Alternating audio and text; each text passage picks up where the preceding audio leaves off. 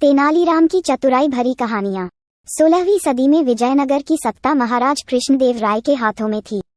उनके दरबार में एक से बढ़कर एक दरबारी हुआ करते थे और उन्हीं में से एक थे महातूर तेनालीराम। अक्सर महाराज किसी अनसुलझी गुत्थी को सुलझाने के लिए तेनालीराम की मदद लिया करते थे।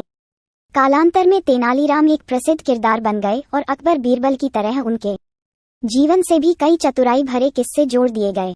इस तरह तेनालीराम की चतुराई भरी कहानियां प्रसिद्ध होती गईं और बच्चों के साथ साथ बड़ों की भी शिक्षा और मनोरंजन का जरिया बन गईं।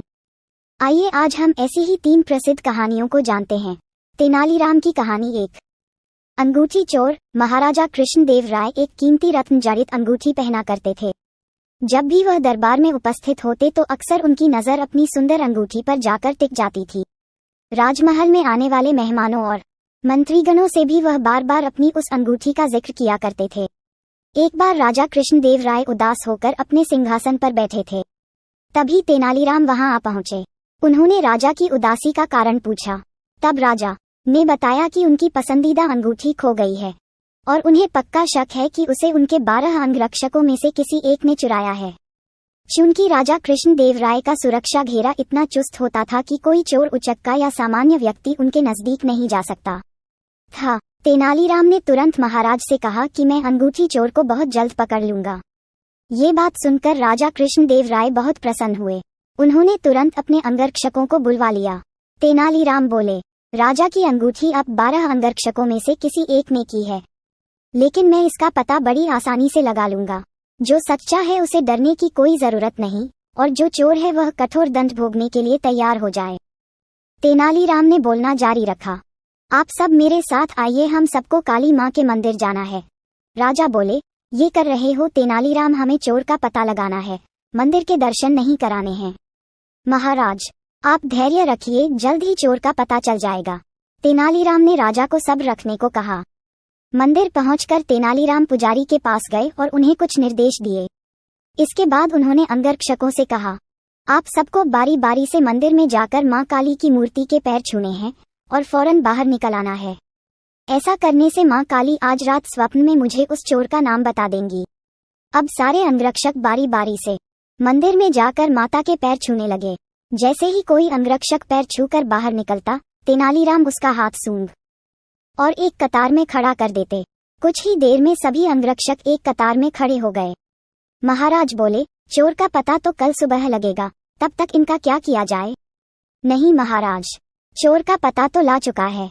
7वें स्थान पर खड़ा अंगरक्षक ही चोर है।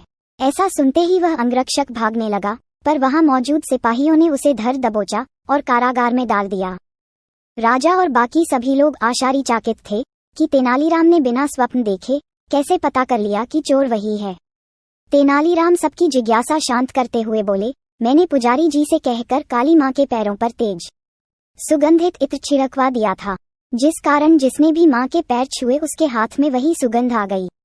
लेकिन जब मैंने 7वें अंगरक्षक के हाथ महके तो उनमें कोई खुशबू नहीं थी। उसने पकड़े जाने के डर से मां काली की मूर्ति के पैर छुए ही नहीं। इसलिए ये साबित हो गया कि उसी के मन में पाप था और वही चोर है। राजा कृष्णदेव राय एक बार फिर तेनालीराम की बुद्धिमत्ता के कायल हो गए और उन्हें स्वर्ण मुद्राओं से सम्मानित किया। तेनालीराम की कहानी 2। कुछ नहीं। तेनालीराम राजा कृष्णदेव राय के निकट होने के कारण बहुत से लोग उनसे जलते थे। उनमें से एक था रघु नाम का ईर्ष्यालु फल व्यापारी। उसने एक बार तेनालीराम को षड्यंत्र में फंसाने की युक्ति बनाई। उसने तेनालीराम को फल खरीदने के लिए बुलाया। जब तेनालीराम ने उनका दाम पूछा तो रघु मुस्कुराते हुए बोला, आपके लिए तो इनका दाम कुछ नहीं है। ये बात सुनकर तेनालीराम ने कुछ फल खाए और बाकी थैले में भर आगे बढ़ने लगे। तभी रघु ने उन्हें रोका और कहा कि मेरे फल के दाम तो देते जाओ। तेनालीराम रघु के इस सवाल से हैरान हुए। वह बोले कि अभी तो तुमने कहा कि फल के दाम कुछ नहीं है, तो अब क्यों अपनी बात से पलट रहे हो? तब रघु बोला कि मेरे फल मुफ्त नहीं है। मैंने साफ साफ बताया था कि मेरे फलों का दाम कुछ नहीं है। अब सीधी तरह मुझे कुछ नहीं दे दो, वरना मैं राजा कृष्णदेव राय के पास फरियाद लेकर जाऊंगा और तुम्हें कठोर दंड दिलाऊंगा। तेनालीराम सिर खुजाने लगे और यह सोचते सोचते वहां से अपने घर चले गए।